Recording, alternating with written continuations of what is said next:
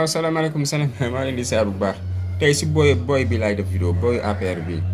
booy bi xamante ne duul rek lay def maa ngi seetaan vidéo bi commencement bi mu ne na leer quoi na leer tàndarma bi nga xamante ne moom la sëñ bi génne noo di si ñaan waaye Yewwi Askan Wi ñoo ko andi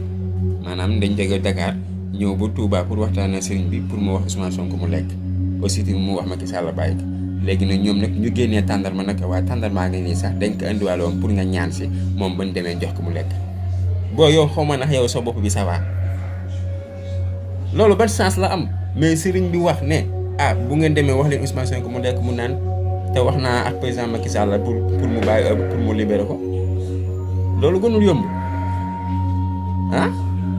sëriñ bi génnee tàndal ma jox ko ñaan si ne leen bañ demee jox leen ci ne maag ko jox pour mu daggal xiif bi loolu gën a yoonu maanaam yow li nga wax te man yow ki la wax dafa am importance waa APR ñoo ñu tooñ parce que ñoo laa suivre si say fen matin fen soir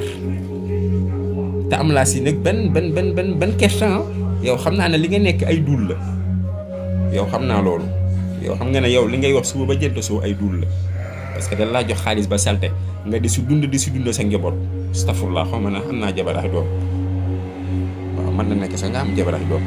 ba amee jabar ak doom nag moo gën a bon parce que yaa ngi leen dundal si alal jo bon wala jaa xam ne dafa la sos fen défendre nga gis dëgg ak fen nga bëgg a dem féetewu si fen booy changer